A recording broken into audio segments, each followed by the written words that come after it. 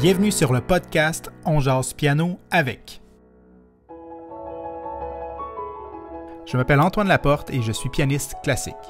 À chaque épisode, j'ai un ou une invité pianiste concertiste et le but sera de démystifier le métier de pianiste auprès du grand public et d'inspirer d'autres musiciens. On parle de leur parcours depuis les tout débuts, leur cheminement académique et les concours de piano, ainsi que leur saut vers la carrière professionnelle. Ce podcast s'adresse également aux pianistes puisqu'il parle de la pratique quotidienne, des astuces techniques et des méthodes de travail au piano. On parle aussi des intérêts divers des invités qui nourrissent leur pratique, ou bien qui leur apportent une bouffée d'air frais et un recul nécessaire afin d'y revenir avec plus de joie et d'engouement. Bon épisode!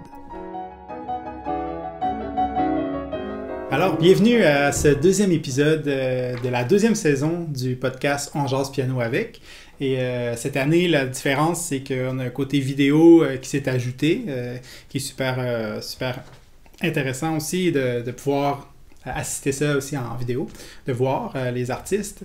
Et aujourd'hui, je suis en compagnie de John Camphonas, qui est pianiste, que j'ai rencontré à Paris.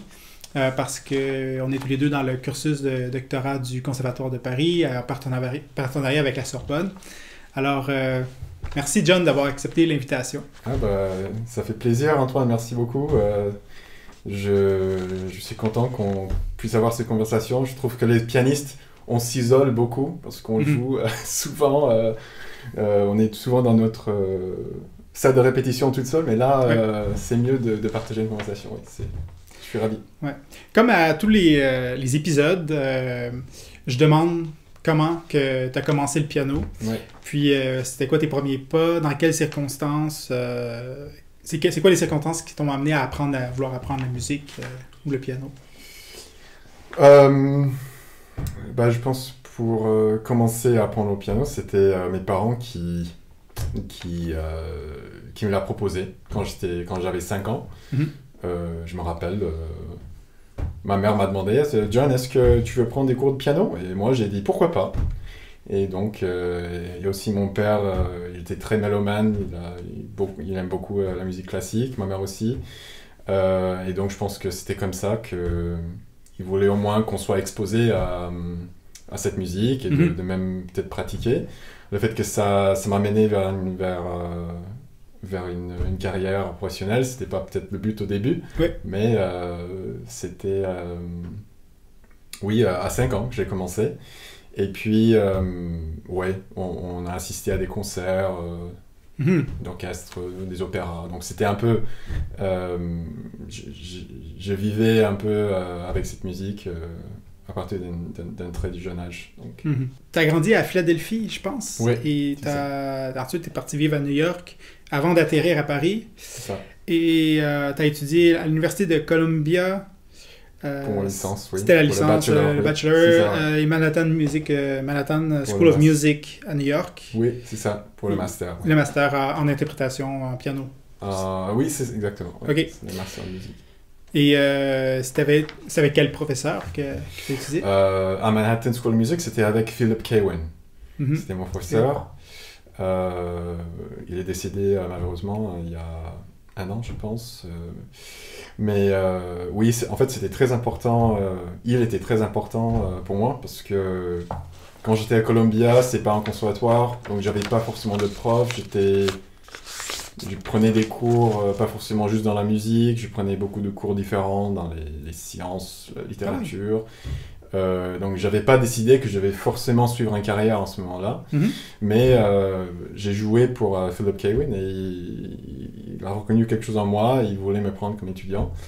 Et c'est lui vraiment qui m'a mené sur le chemin vers le conservatoire, vers une enseignement un peu plus spécialisé. Oui, lui il était à Manhattan School of Music. Oui, c'est ça, oui. Mais j'ai commencé à prendre des cours avec lui un peu avant quand j'étais à Columbia. Ouais. Parce qu'en fait, les deux écoles sont à côté. Ah, d'accord. Ils sont pas très loin. Puis aussi en France, je pense que c'était lors d'un concours, tu avais rencontré un musicien au nom de Mais bon, je le retrouve pas. Jean Fascina. Jean Fascine. Ouais, exactement. Oui. Puis il paraît que lui, il y a eu aussi une grande influence sur toi par rapport au son qui était produit. Tu trouves quand tu es arrivé en Europe, il y avait vraiment un souci sur le son, que les professeurs mettaient beaucoup d'emphase sur ça, plus que ce que tu avais vu avant avec tes autres profs aux États-Unis. Ouais. Et tu peux nous en parler de ce rapport-là avec ce professeur-là? Je pourrais parler de lui des heures, en fait. C'était quelqu'un qui a complètement changé ma vie, c'est grâce à lui que j'ai eu l'invitation de venir en France. J'avais aucun projet de venir en France. C'était pas dans le plan du tout. Je parlais même pas le français, vraiment, avant. Mais j'ai joué dans un concours en 2012 et il faisait partie du jury. Et quand j'ai joué la première épreuve, je suis pas passé au final, mais il voulait parler avec moi, on a discuté un peu, avec un traducteur, parce qu'en ce moment je parlais pas très bien le français, mais il a beaucoup aimé ma musicalité, mais il pensait que je pourrais travailler encore plus ma façon de jouer, le son, comme tu as dit. Et là, donc il a dit, John, venez à Paris 6 mois, et on va changer des choses, mais il faut vivre à Paris pendant au moins 6 mois. D'accord. Donc le projet, c'était juste 6 mois au début. Et puis, mes 6 mois, c'était pas assez pour vraiment intégrer tout ce qu'il voulait m'apprendre. En fait, j'ai arrêté complètement de jouer des morceaux. C'était 6 mois on a commencé par des exercices, juste de produire un son. Et j'écoute le son. J'ai passé des heures en faisant ça, à l'âge de 26 ans. Donc c'était vraiment complètement une renaissance, une redécouverte, comme un bébé qui apprend à marcher en fait. Et donc ça m'a fait peur, mais en même temps, il a pris le temps de m'apprendre tout ça, qu'aux États-Unis on peut pas faire, parce qu'on a un cours par semaine. Oui. Mon prof, il était génial, mais il avait plus que 25 étudiants inscrits au conservatoire, il ne pouvait pas me consacrer plus qu'une heure par semaine. Et si on veut vraiment réinventer une façon de jouer, il faut passer beaucoup de temps. Et là, Fascina, il était disponible, il voulait prendre ce temps. On avait des cours de 3 heures parfois, deux fois par semaine. Et donc c'était assez intensif. Et après ce chemin de reformuler ma technique, il fallait après l'intégrer dans le répertoire. Donc c'est pour ça que je voulais rester plus que 6 mois. 6 mois est devenu 1 an est devenu 2 ans, et puis après, maintenant ça fait 10 ans. Oui. Et, avec lui, tu étais en privé, tu travaillais en privé. Voilà, c'était en privé avec lui, mais dès je pense, 2e année que j'étais avec lui, je me suis inscrit à l'école normale de musique. Oui. Donc j'avais un vrai statut d'étudiant à un conservatoire ici. Oui, avec Marianne Rybicki. Avec Marianne Rybicki, exactement. Rybicki, oui. C'est ça, ouais. Super intéressant.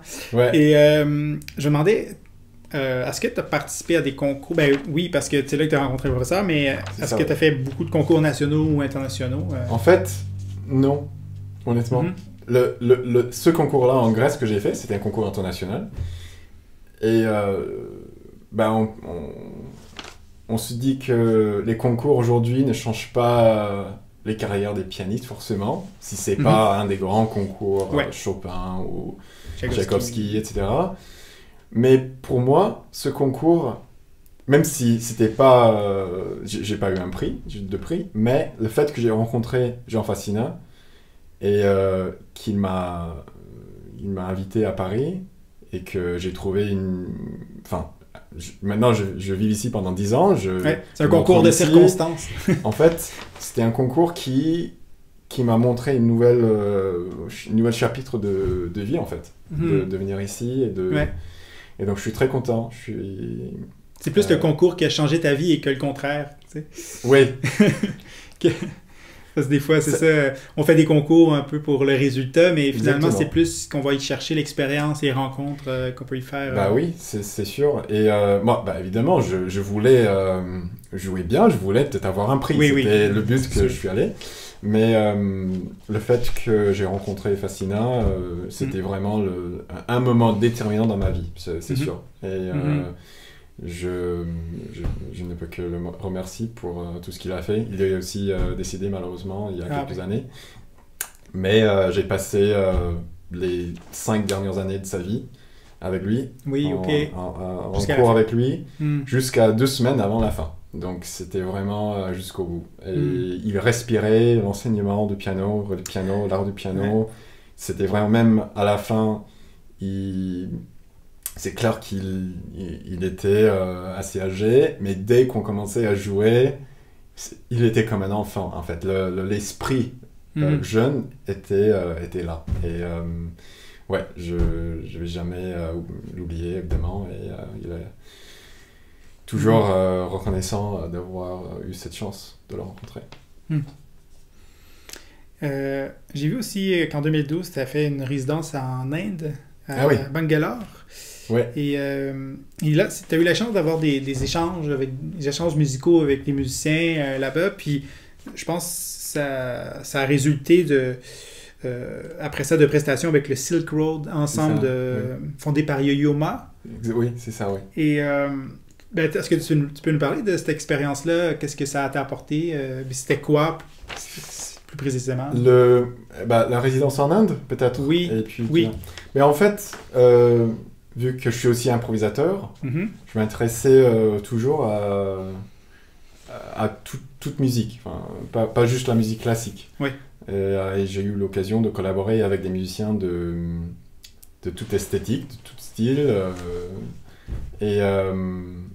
En fait, j'ai commencé à développer un intérêt pour la musique indienne, parce que c'était si différent que les musiques occidentales. La façon de penser à la musique, c'était complètement différent. Et donc, oui, en 2012, j'ai un très bon ami qui habite à Bangalore. Et donc, j'ai organisé une résidence en lien avec un conservatoire occidental à Bangalore, qui m'a invité à donner des concerts, des masterclass, etc.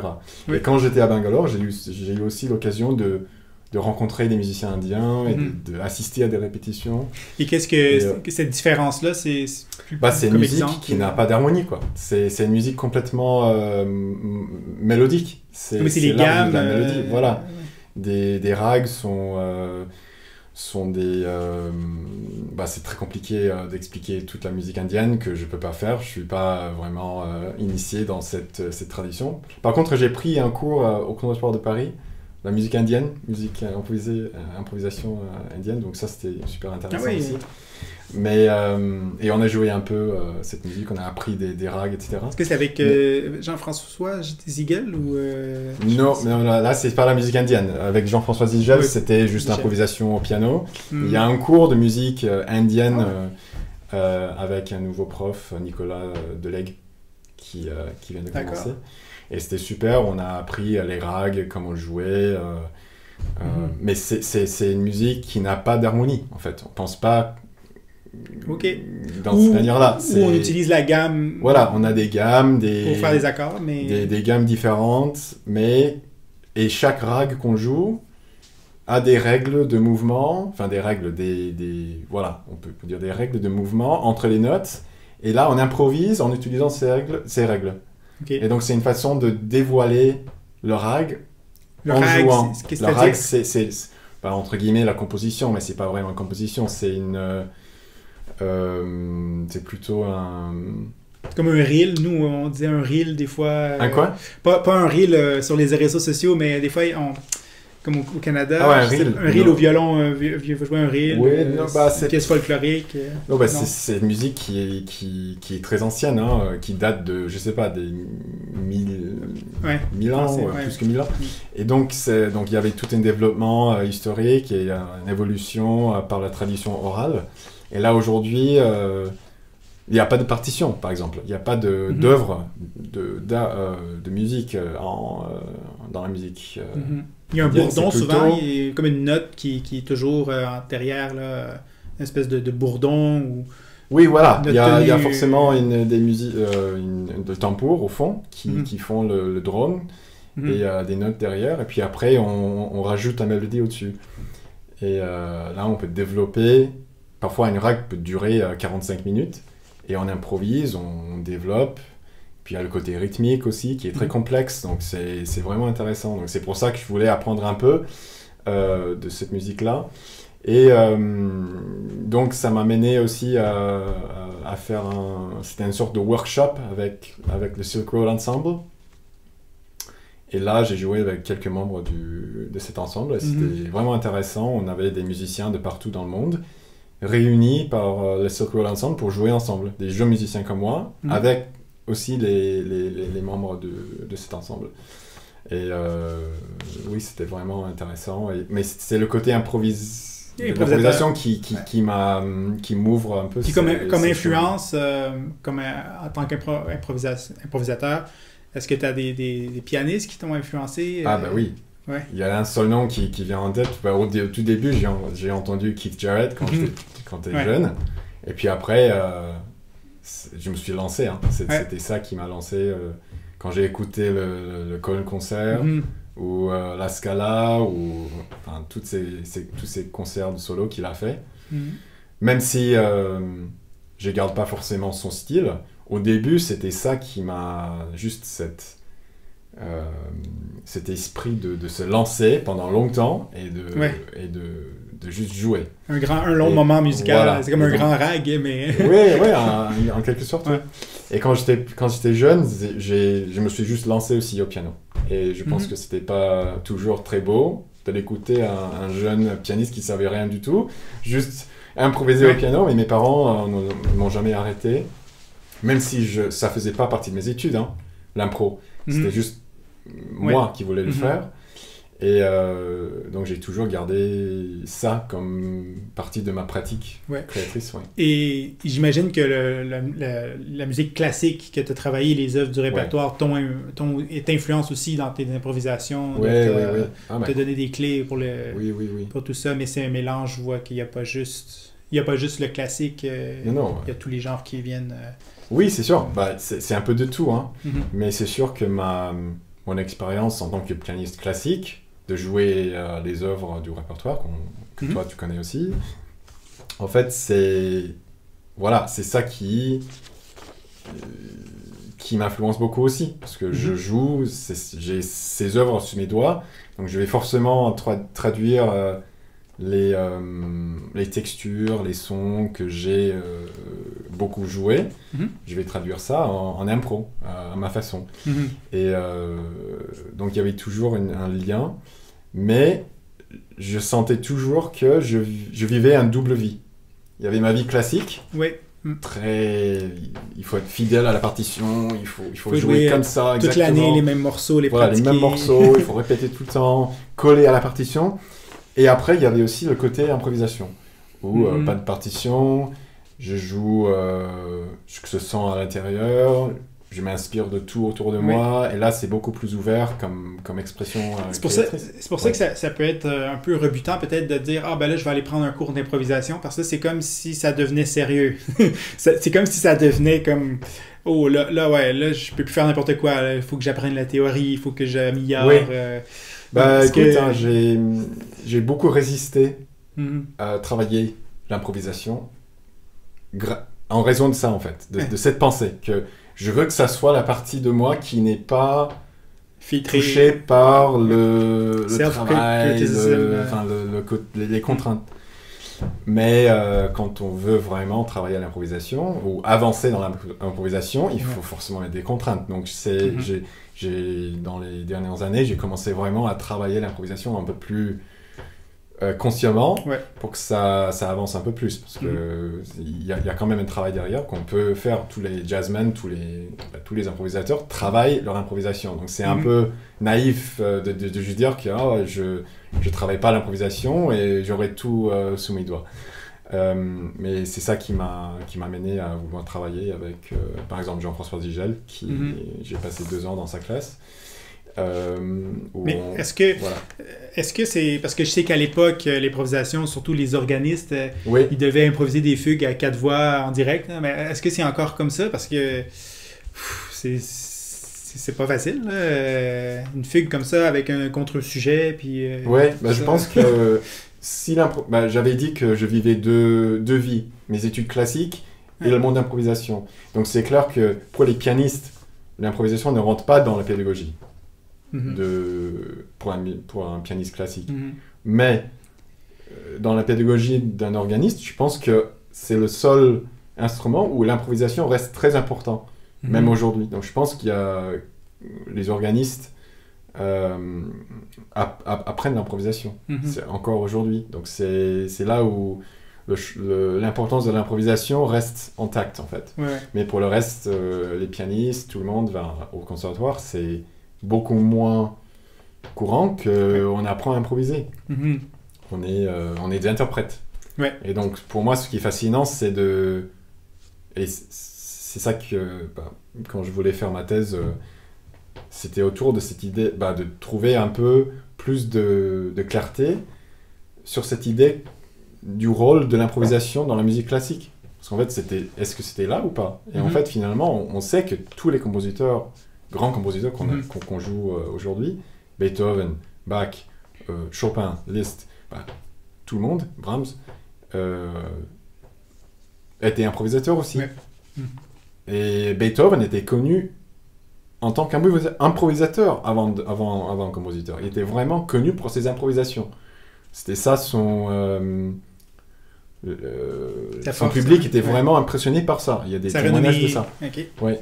Donc le fait qu'aujourd'hui on a des interprètes qui, dès qu'il n'y a pas de partition, peuvent rien faire. On peut plus jouer. Bon, je vais pas dire que c'est mauvais, hein. C'est comme ça, c'est la réalité aujourd'hui. Et jouer une œuvre de Chopin ou de Brahms ou de Rachmaninoff, c'est magnifique. Je vais pas critiquer ça.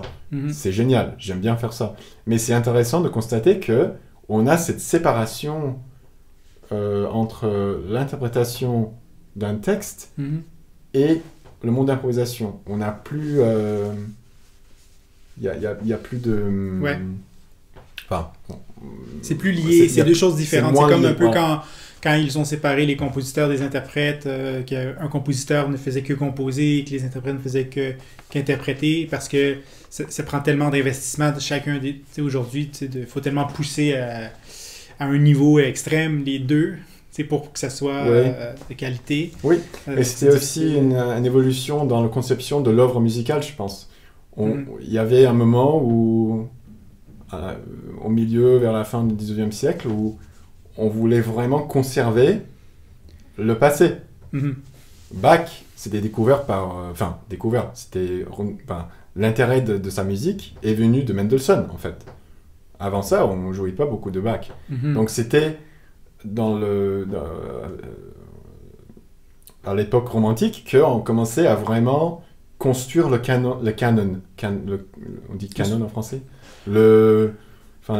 L'histoire ou le passé. Les grandes œuvres du passé. Le musée des œuvres du passé.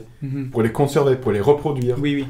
Et là aussi, la virtuosité continuait à augmenter.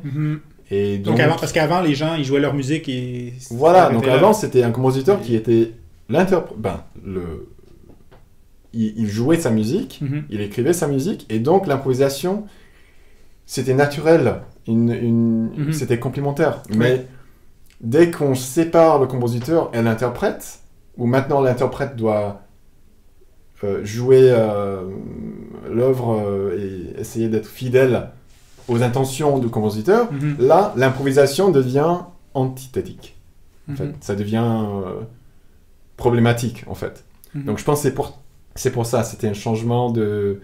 C'était le fait que l'œuvre musicale, la conservation du passé, et c'est de ça qui est né les interprètes, les compositeurs qui étaient séparés, et l'improvisation est un peu moins soutenue. L'art du piano est devenu un art de l'interprétation, plus que l'art de l'improvisation. Sauf si on est compositeur. Si on est compositeur, on va forcément peut-être improviser. Comme Sifra, d'ailleurs. Oui, c'est ça. Il y en a d'autres. Marc-André Hamelin aussi qui compose. Oui, c'est ça. Des choses. as fait plusieurs résidences jusqu'à aujourd'hui là, dans ta carrière. Donc, on a parlé de l'Inde, de la résidence aussi à la Cité des Arts de Paris, où est-ce que j'ai aussi séjourné. Oui, c'est ça. Je pense qu'on était dans le même... le même studio. Dans le même studio, oui. Et un après l'autre. Oui. Mais juste avant, je pense que tu as séjourné aussi à la Fondation des États-Unis dans la Cité universitaire de Paris. Oui. J'ai aussi séjourné là, mais à la Maison des étudiants canadiens. D'accord. Quand je suis arrivé ici. Oui. C'est vraiment un lieu, je ne sais pas si c'était au départ, quand tu es arrivé, tu es allé là directement, mais je trouve que c'est vraiment un lieu parfait pour quand on commence en Europe, on arrive, il y a déjà tout un site, il y a des sports, il y a une cafétéria, c'est vraiment un bel endroit. C'est vraiment magnifique, en fait. Il y a plusieurs maisons. Chaque maison liée à un pays. Donc, moi, évidemment, en tant qu'Américain, j'étais logé à la Fondation des États-Unis. Mais au 5e étage, c'était forcément pour les musiciens et les artistes. Et ça, c'était génial. Donc, j'étais sur un étage avec musiciens d'un côté et des artistes visuels ou des sculpteurs ou en plastique à l'autre côté. Et c'était vraiment, on avait des échanges fascinants entre les artistes, les musiciens, des collaborations aussi. Et puis, oui, à la cité universitaire, il y a des étudiants de partout dans le monde. Donc, c'est vraiment riche de rencontrer des personnes de partout. Oui, mais tu t'es pas juste contenté de vivre là, d'étudier, tu as aussi fondé une série de concerts. Oui. Des rendez-vous musicaux. Oui, en fait, c'est quand je suis arrivé, il y avait un changement de direction à la maison, aussi un changement de personnel. Et on voulait tous, je pense, redémarrer un peu le programme culturel qui faisait pas... Il n'y avait pas grand-chose qui se passait à la maison américaine. Ouais. Et l'idée que j'ai eue avec une résidence, c'était de commencer une série de concerts pour les résidents, pour les musiciens en résidence. Parce qu'il y avait il y a un grand salon de musique dans cette maison, très beau, avec un beau Steinway en plus, sur scène. Donc c'est dommage si on n'a pas de concert régulièrement. Donc on a commencé le rendez-vous musical, voilà, rendez-vous musicaux. Et c'était 2 fois par mois, je pense, pendant longtemps. Maintenant, c'est 1 fois par mois, mais ça a commencé je pense que 2014 ou 2015. 2015, oui. Et en fait, ça continue aujourd'hui. Ça marche toujours, oui, c'est ça. Voilà, un projet... on aura le 100e rendez-vous musical en mai. Et donc, je vais revenir organiser ce 100e rendez-vous musical. Et on va essayer d'inviter des anciens qui participaient. Donc ce sera un petit... on va fêter un peu cette série qui maintenant continue et qui... Mais peut-être que tu n'es plus impliqué... Non, moi, parce que j'habite plus là, c'est plutôt pour les résidents. Ouais. Et aussi, il y a l'administration de la fondation qui s'occupe de tous les concerts là-bas, et les résidences aussi. Moi, je suis plus résident, donc je continue pas. Mais il y a assez de musiciens pour que ça reste en vie. Oui, il y a toujours, au moins, le 5e étage, il y a, je sais pas, une vingtaine de studios. Donc, je pense que... Pour les musiciens. Oui, pour les musiciens et les artistes. Donc, à peu près 10... Je suis pas sûr, mais je pense qu'à peu près 10 musiciens et puis 10 artistes qui habitent. Puis, comme implication, c'est quoi? C'est de... La personne, c'est elle qui invite les musiciens, fait les programmes. Pour le rendez-vous musical? Oui. En fait, oui, je pense qu'il y a 1 fois par mois maintenant. Mais oui, chaque musicien, je pense, s'occupe d'un concert. Et il demande qu'est-ce qu'on veut jouer. Il demande à tous les résidents qu'est-ce que vous voulez jouer. Et après, c'est une belle expérience aussi de... Oui, exactement, d'organiser des concerts, d'organiser un peu, voilà. Et évidemment, il y a la directrice du programme culturel qui aide aussi à faire la publicité, organisation et tout aussi. Ah, c'est super. Ouais. Puis c'est surtout les musiciens américains, mais il y a parfois d'autres musiciens. Oui, il y a des invités aussi. Parfois, il y a des collaborations multidisciplinaires. Donc parfois, il y a des danseurs, je pense. Qu'est-ce qu'on a fait quand moi j'étais là? J'ai improvisé avec pendant qu'un autre résident a récité ses poèmes. Donc on a, tout est possible, hein. C'est pour animer des collaborations, c'est ça, entre résidents, entre invités, etc. Et toi, tu as fait beaucoup de concerts dans ton parcours. Oui. Et tu as joué au Carnegie Hall, Atlantic Music Festival dans le Maine, au Beijing International Music Festival et Academy, la salle Cortot de Paris, et j'en passe. Oui. Comment tu approches la scène? Comment tu gères aussi ton track par rapport à ça et l'anxiété? Est-ce que tu fais l'anxiété de performance, par exemple? Si tu veux en parler, si tu veux en parler de performance, l'anxiété de performance. Oui, non, mais c'est la gestion du track. Oui. Bah, c'est clair qu'on a tous notre propre relation avec le track, avec l'anxiété et tout.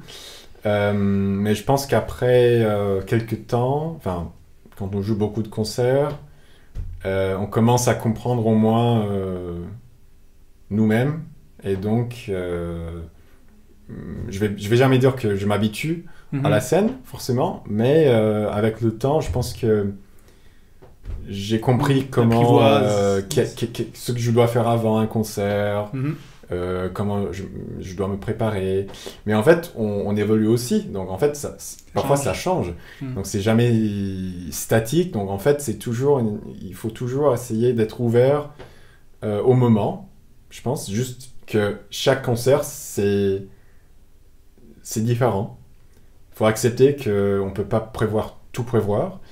Et je pense que quand on accepte qu'on ne peut pas tout contrôler, là, on peut peut-être ça libère un peu ça nous libère un peu, je sais pas, mais c'est sûr que j'ai eu je devais vraiment travailler ça un peu, et je dirais pour l'improvisation c'est complètement différent pour moi. Donc, quand je joue la musique des œuvres composées appris par cœur, c'est beaucoup plus stressant qu'aller improviser. Donc c'est une autre sorte de c'est comme le freestyle en danse. Il y en a qui font du freestyle en danse qui arrivent. Oui.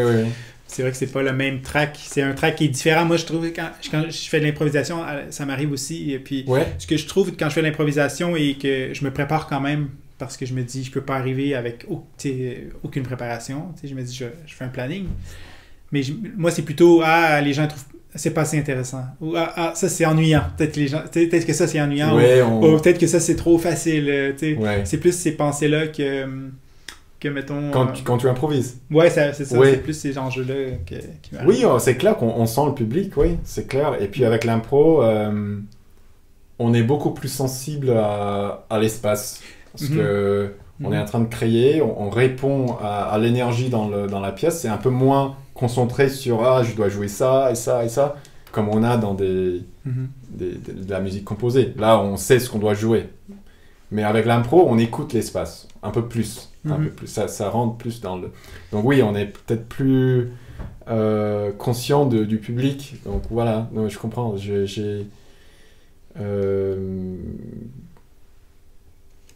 Mais je pense que à un moment... il faut pas faire trop attention à ça. Enfin, à un moment, on revient à la musique, ce qu'on fait, on oublie un peu les réactions et tout. Mais il faut aussi juste...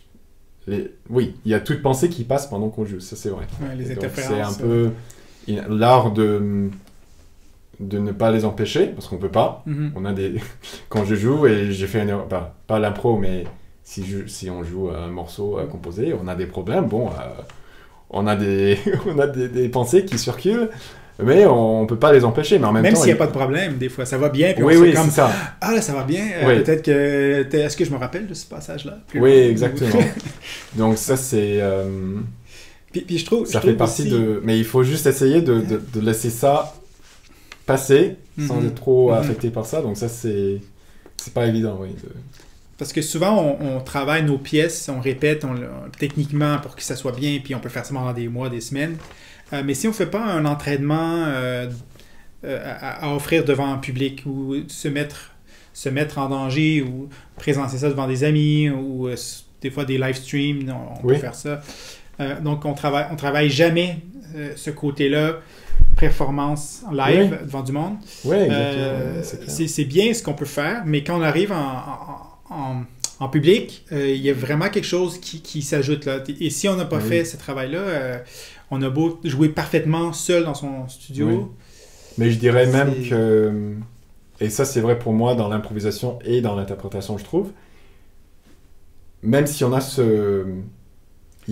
c'est intensité, il y a plus d'intensité, mais parfois je me dépasse, je veux dire, quand je suis devant un public. Je fais des choses que j'aurais pas pu faire tout seul en fait. Ouais. Donc je pense que même si c'est plus dangereux, entre guillemets, il y a quand même... on peut faire mieux aussi. Ça tire quelque chose de plus en fait de chez nous. Et donc je trouve que les moments les plus intenses pour moi en jouant, c'était dans des concerts. Quand je jouais dans une situation un peu plus intense. Donc je pense que oui, dans le studio tout seul, on peut jouer parfaitement comme on veut, mais je pense qu'avec il y a deux côtés du médaille, je pense qu'on dit en français. La médaille, ouais. Ouais. Ou même si on a plus d'anxiété, plus de trac, il y a quand même quelque chose de bonus. Voilà, on a et surtout dans l'improvisation, je trouve que parfois tout seul, j'ai pas forcément des super idées, mais dès que je suis devant un public, il y a quelque chose qui se passe et j'aurais ça pourrait être le contraire aussi. Ça pourrait oui, c'est sûr, ça peut être, oui, exactement, ça peut être aussi pas super, oui, ça c'est vrai, mais le potentiel pour quelque chose de vraiment exceptionnel, pour moi c'est plus probable quand je suis sur scène que dans mon studio, même si dans le studio j'ai pas de track et je peux faire exactement parfaitement tous les traits techniques et tout. Ouais. On va écouter un extrait d'une prestation de la Chaconne de Bach, l'arrangement de Ferruccio Busoni. Puis après, on en reparlera. Oui, d'accord, oui, très bien.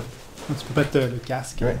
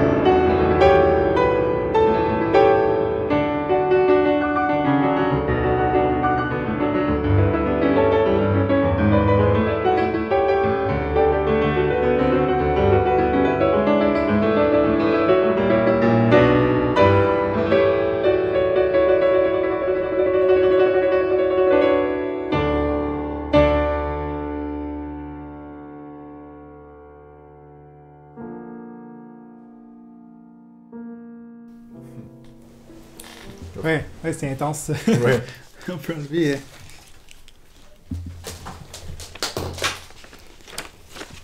On a l'impression quand on joue un morceau... T'as joué ça? Non. Non. Quand on joue... c'est pas le seul œuvre peut-être qu'on sent... ce que je veux dire, mais... quand on joue une œuvre comme ça, on a l'impression qu'on n'est pas la même personne à la fin. Ouais. C'est comme une petite vie qu'on traverse pendant un morceau comme ça. Enfin, c'est complètement... il y a tout un parcours d'émotions. C'est une pièce de... C'est quoi, ça fait 20 minutes à peu près? Pardon? Combien de temps? Combien de temps? Au complet... 14 minutes. Ah oui. Oui. On mettra le lien. Et il y a des moments d'arrêt, mais en général, ça continue. Cette chaconne qui continue sans arrêt jusqu'à la fin. Et voilà, c'est... Et c'était dans quel contexte que tu avais enregistré? Ça, c'était juste... j'avais préparé... ce morceau-là, et puis d'autres choses aussi, je me rappelle pas, ça fait quelques années maintenant que j'ai fait cet enregistrement. C'était avant le Covid, donc il y a longtemps, 2019, peut-être 2018. Et je pense que j'avais envoyé à des concours, par exemple, et c'était aussi pour moi-même. Et voilà, je pense que c'était avec cet enregistrement que j'étais lauréat du prix américain. C'était un prix en 2019 que j'ai eu. Ah oui. Ou 2019 je pense. Okay. Que j'ai eu où on envoie des enregistrements et puis voilà. Donc c'est un concours en ligne. Oui, c'est ça, un concours d'enregistrement. D'accord. C'est ça. Tu as travaillé aussi avec un chanteur lyrique, Grégoire Ichou. Oui. Ouais. Puis aussi un violoncelliste, Eric Hedberg. Vous avez fait les œuvres du compositeur Alan Hovhannes, compositeur américain. Oui. Et je me demandais comment tu approches la musique de chambre et donc de jouer avec d'autres musiciens. Est-ce que tu préfères ou tu préfères jouer en solo ou les deux égales? J'adore les deux, mais je pense plus en plus j'aime bien la collaboration. Et c'est pas juste dans la musique de chambre, mais collaboration de... N'importe quelle collaboration, ça peut être où j'improvise pour des films ou dans un projet multidisciplinaire par exemple, ou dans la musique de chambre aussi. Eric Hedberg, c'est un violoncelliste qui improvise aussi, donc on a un duo, on joue ensemble encore, où on joue des œuvres composées et on improvise ensemble aussi. On fait les deux. Oui. Ouais. Cool. Et ça, il n'y a pas beaucoup de musiciens avec qui je peux faire ça. Il y a aussi un saxophoniste que j'ai rencontré à la Fondation des États-Unis, Wilson Puffenberger, qui est maintenant prof à Georgia, aux États-Unis. Nous, on a fait un concert complètement improvisé, du début jusqu'à la fin. Et on avait travaillé ensemble de créer une sorte de vocabulaire à nous, dans les répétitions avant, et puis dans la performance, on a juste improvisé, mais en utilisant ce vocabulaire qu'on a développé un peu avant. Mais ça, c'est côté improvisation. Avec Grégoire, oui, on avait fait un enregistrement de la musique, des œuvres qu'il chantait à ce moment-là. C'était du parc, c'était à Forêt, la musique française. Et là, il n'y avait pas d'improvisation. Mais oui, la musique de chambre, je trouve que la collaboration, c'est...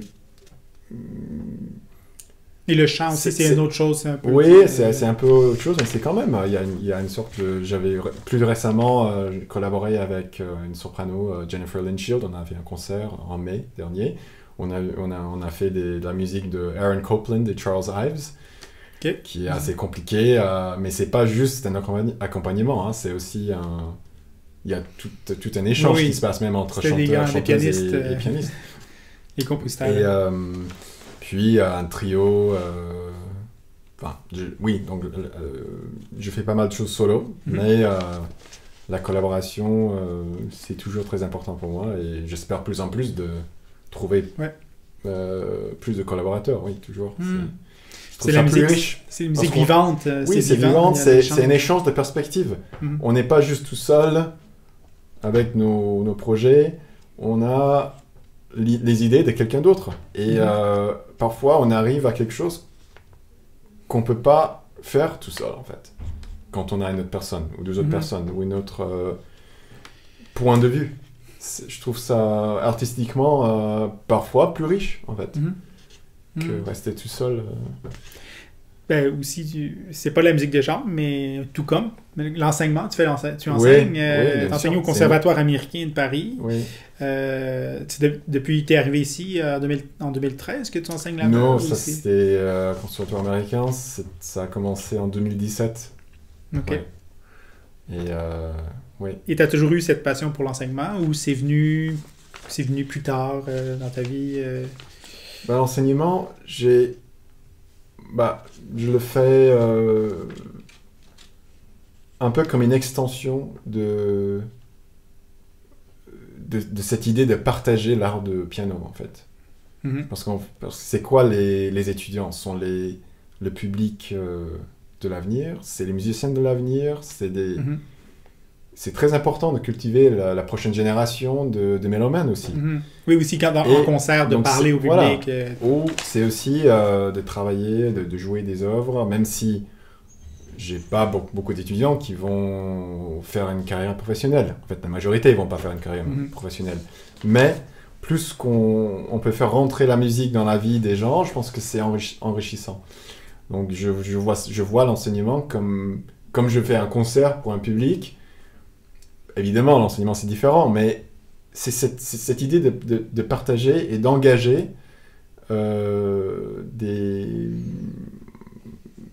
plus de personnes, de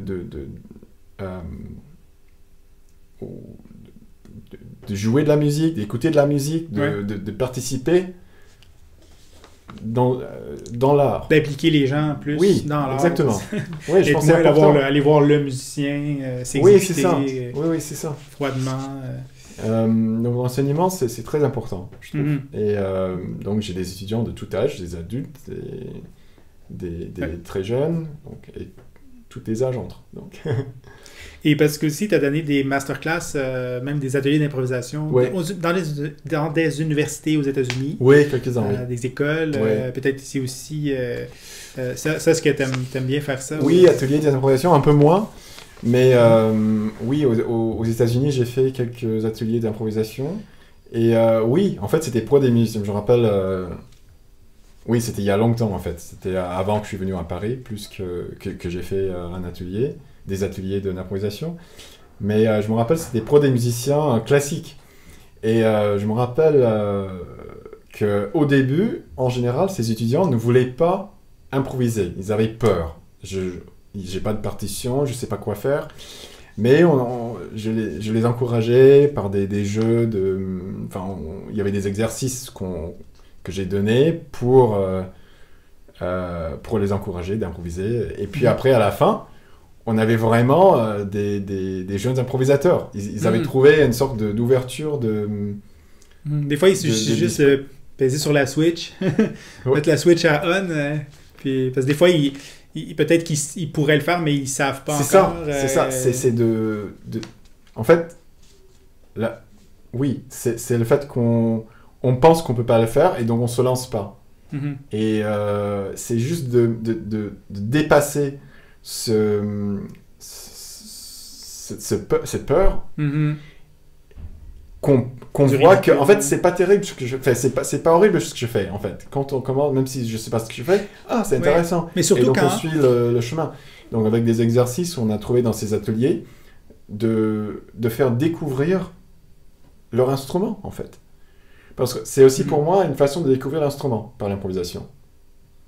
Oui, on a des œuvres qu'on peut jouer, mais aussi de trouver notre propre relation à l'instrument, c'est par l'improvisation.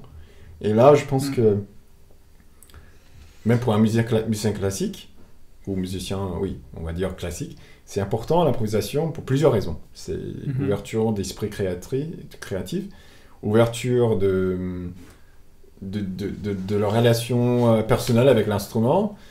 Ça renforce un peu l'expression qu'on trouve dans les œuvres composées. Je trouve que même quand j'improvise, je trouve que ça forcément ça a un effet sur mes interprétations aussi.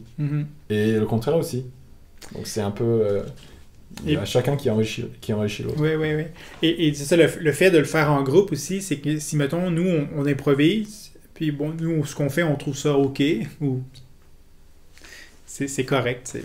Ouais. Mais un professeur ou quelqu'un d'autre fait « Ah, ça, c'est vraiment intéressant ce que tu as fait. » Oui. Des fois, ça peut être même un prof qui dit ça, puis là, tu fais ça. comme « Ah ouais, c'est intéressant ce que je fais. » C'est ça. Parfois, on juge, voilà. On n'a pas le... On juge ce qu'on fait, c'est pas super, mais parfois, oui, ça prend quelqu'un d'autre qui dit « Ah non, mais c'est génial ce que tu as fait. » Et puis voilà. Donc, c'est important aussi de voir... de ne pas être trop critique, de juste... Oui. Voilà. Ben, pour continuer dans la même idée, on va parler un petit peu de ta thèse de doctorat au CNSM. Oh là, oui, parce que ça porte sur ça. Donc, c'est le programme de doctorat dans lequel je suis aussi pas pour l'improvisation, mais pour Gabriel Pierné. Toi, tu as décidé vraiment d'en faire une thèse de doctorat dans le doctorat de musique, recherche et pratique du Conservatoire de Paris et à la Sorbonne Université. dont l'improvisation est au cœur de ton sujet de thèse. Je voulais savoir, je m'en allais dire pourquoi l'improvisation. Ben en fait, je pense, je vais enlever cette question. C'est plus précisément dans ta thèse. Tu pourrais-tu nous parler un petit peu de comment tu veux, sous quel angle tu veux voir l'improvisation et en faire une thèse de doctorat, ton sujet, en fait, quel angle que tu choisis?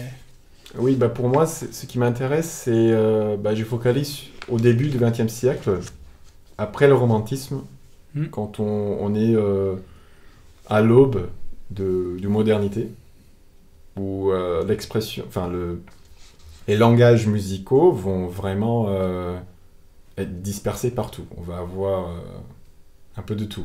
Le langage tonal ne va pas être juste... il n'y aura pas une évolution linéaire comme on a eu avant, jusqu'à mi-9e siècle, au milieu du 19e siècle. Et donc, ce qui m'intéresse, c'est de voir, de considérer les pianistes-compositeurs au début du XXe siècle, et c'était quoi le rôle d'une pratique créatrice au piano dans le développement de ces langages. Parce qu'on voit que l'improvisation sur scène avait un peu disparu à ce moment-là. Comme j'avais dit tout à l'heure, l'art du piano est devenu un art d'interprétation, plus qu'un art de création. On monte sur scène, on va voir un pianiste qui joue le morceau de quelqu'un d'autre. Donc le compositeur est séparé de... L'interprète et le compositeur sont deux personnes différentes. Ce qui n'était pas le cas jusqu'au Liszt, en fait, effectivement. Mais maintenant qu'on a cette division, il y avait quand même des compositeurs pianistes qui ont continué à cultiver une pratique créatrice par l'improvisation, l'interprétation, donc des compositeurs qui jouaient de la musique composée, qui jouaient des œuvres du passé, et en même temps expérimentaient au piano et ont cultivé leur propre façon de jouer au piano. Et comme Charles Ives, c'est un compositeur un des compositeurs que je cible, aussi Debussy et Busoni aussi, en fait. Ces trois compositeurs fait partie de mon corpus. Et ce qui m'intéresse, c'est comment tous les trois ont cultivé une pratique pianistique et comment cette relation avec l'instrument leur a mené à développer leur langage unique de composition. Parce qu'en fait, tous les trois sont complètement différents dans leur style. Ouais. Et chaque compositeur est passé par le piano. Charles Ives aussi un peu l'orgue. Il était un peu dans les deux, mais tous les trois improvisateurs, tous les trois, on sait qu'ils improvisaient, qu'ils jouaient des morceaux aussi. Et ça nous amène à poser la question, c'est quoi une pratique créatrice? Qu'est-ce que c'est? Est-ce que c'est l'improvisation? Est-ce que c'est l'interprétation? Il y a tout un... Comment on définit une pratique créatrice? Et chaque compositeur, tous les trois, ont laissé des enregistrements Donc on peut aussi analyser leur façon de jouer, ce qu'on ne peut pas faire avec Liszt ou Bach ou Beethoven, évidemment, on n'a pas d'enregistrement. Ouais. Mais avec ces compositeurs-là, on peut vraiment écouter comment ils jouaient. Et là, ça aide aussi. Charles Ives, il a laissé beaucoup d'enregistrements où il improvise, il joue le même morceau différemment chaque fois. Donc on voit vraiment comment cette pratique improvisatrice rentre dans leur façon de jouer. Et donc c'est ça qui m'intéresse, comment le rôle de l'instrument dans leur processus compositionnel. Voilà. Et le monde, est-ce que c'était nouveau pour toi, le monde de la recherche? Ah oui. Et heureusement, c'est un programme recherche pratique, donc c'est vraiment fait pour les interprètes et non seulement pour les musicologues. On doit être les deux à la fois. Oui, c'est ça. Et ton rapport à ça, est-ce que c'est nouveau? Est-ce que tu as déjà fait des travaux de recherche avant? Ou c'est quelque chose que tu développes qui est récent? Non, quand j'étais à Columbia, on a eu un peu des projets de recherche dans les cours, parce que c'est une université un peu plus dans le monde académique. Ouais. Après, je suis passé au Manhattan School of Music, et puis après, c'était juste le monde de pratique, création. Donc, je ne peux pas dire que j'ai fait beaucoup de recherches dans les dernières années, mais c'est un sujet, l'improvisation, mon sujet là, c'est quelque chose que c'est par la pratique que j'ai découvert ma curiosité pour ce sujet-là. Donc je pense que c'était assez naturel que je rentre dans un programme où je peux commencer à me basculer vers la recherche aussi. Et c'est plaisant de pouvoir faire un travail de recherche qui vient de nous aussi, parce que parfois, il y a des gens qui vont faire un contrat doctoral, ça va être un projet d'un laboratoire, déjà en place, et mais là, tandis que là, c'est vraiment quelque chose qui est personnel, qui vient de plusieurs années de recherche, de travail. Donc, de juste pouvoir se pencher là-dessus à temps plein, c'est quand même... c'est un beau cadeau qu'on peut se faire. Ah oui. Mais qu'on peut faire après au monde de la recherche. Là, absolument. Les résultats. Oui, je suis d'accord. Je pense que chaque de nos camarades dans le programme ont leur propre chemin pianistique, ou d'instrument, c'est pas que des pianistes, c'est musiciens, mais leur propre chemin de pratique. Ouais. Et qui leur a mené à découvrir quelque chose qu'ils voulaient poursuivre dans le cadre d'un projet de recherche. Donc c'est vrai que c'est fascinant de voir toutes ces perspectives assez uniques.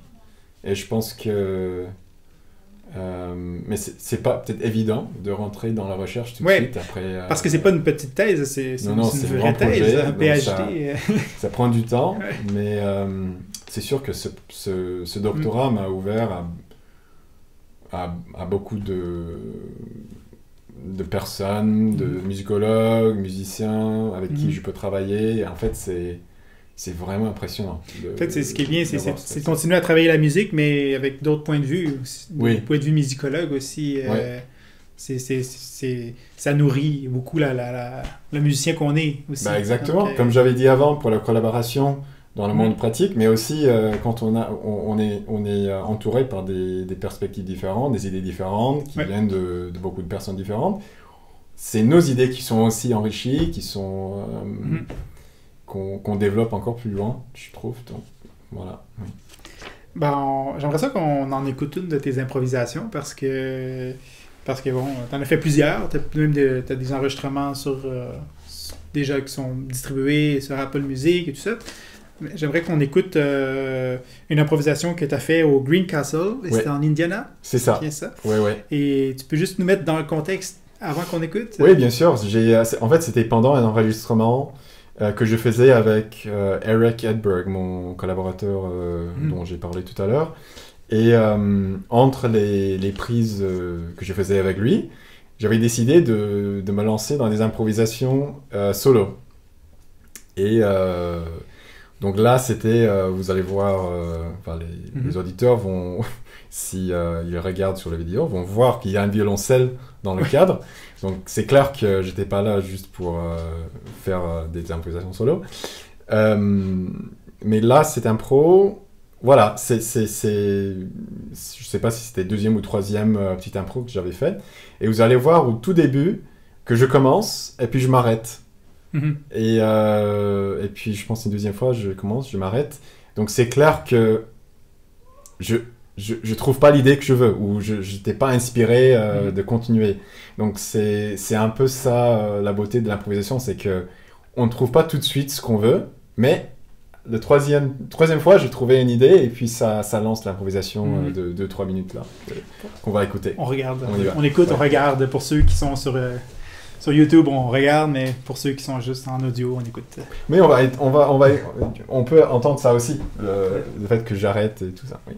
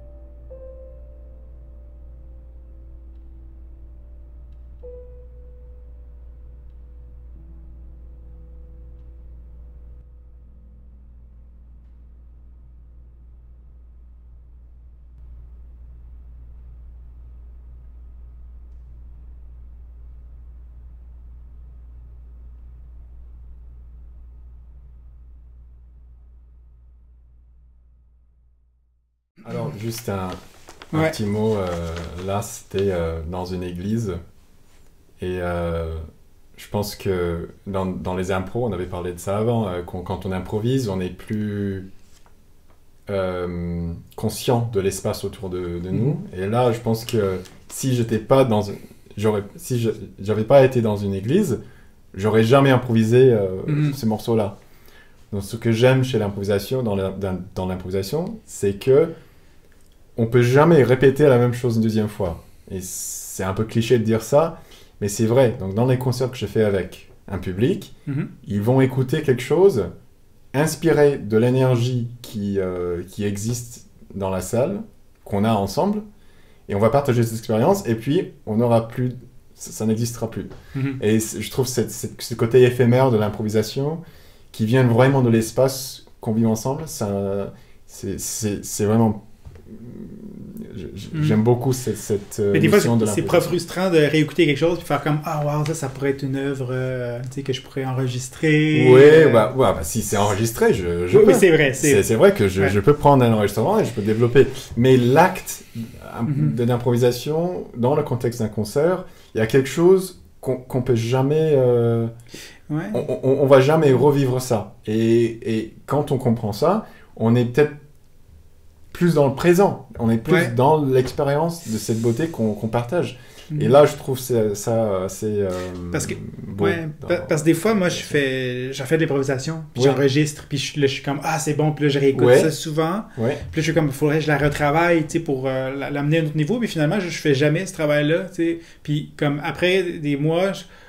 Tu sais, comme ça me tente pas de me rasseoir puis de la retravailler, mais je la trouve belle, mais je fais comme, ouais, mais là, tu sais, c'est pas assez travaillé. Donc, peut-être que finalement, c'est des improvisations, puis il faudrait juste... Mais la question, c'est à quel point est-ce que le travail va rendre la chose que tu as beaucoup aimée dans l'improvisation, à quel point est-ce que le travail va faire disparaître ce... Enfin, je veux dire qu'il y a quelque chose dans l'acte de créer quelque chose dans le moment qu'on peut jamais retrouver après, en fait. Donc il y a... je vais pas dire qu'on peut pas travailler des œuvres ou des improvisations et travailler pour développer une idée. Je veux pas dire que c'est pas valable, évidemment, c'est très bien, et la composition, c'est... Je me lance pas dans une critique de composition et que tout le monde doit juste improviser. Mais je pense qu'il y a quelque chose dans l'improvisation qui est très unique. Et ça, c'est l'élan du geste créateur qu'on peut pas retrouver après le fait. Après. Mais... Oui, c'est l'énergie du moment. Il y avait Stéphane Mocchio aussi qui compose de la musique plus néoclassique, qu'il appellerait. Là. Je sais pas, ça fait un peu musique plus romantique, un peu musique de film. Puis lui, il disait justement que l'espèce d'excitation ou d'émotion qu'on a, enthousiasme qu'on a eu quand on vient de créer quelque chose, et qu'après, il faut remixer, il faut retravailler plus tard, et qu'on a perdu cet engouement-là pour le même thème, mais il faut essayer de faire confiance à quand on le fait, quand on l'a composé, que c'était valable. Oui, aussi, oui. Parce que c'est vrai que des fois, quand ça fait 1 an qu'on a composé quelque chose, on est peut-être moins enthousiaste. Oui, je comprends. C'est le processus de travail. On ne peut pas être super motivé à chaque moment. On a des moments où peut-être on doit renouveler l'inspiration, en fait. C'est ça, la question. Comment est-ce qu'on peut toujours renouveler l'inspiration de la création qu'on est en train de faire? Et oui, pour la composition, c'est... à chaque stade, il faut retrouver quelque chose qui nous inspire, voilà.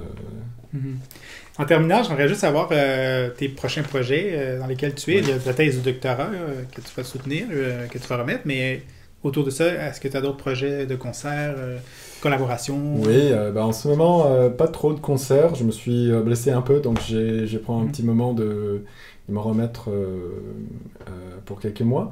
Mais en avril, je vais jouer... j'ai un concert... j'ai déjà parlé du 100e rendez-vous musical qu'on aura en mai, où je vais jouer avec plusieurs anciens résidents à la Fondation des États-Unis. Mais en avril, je vais aussi jouer au Petit Palais.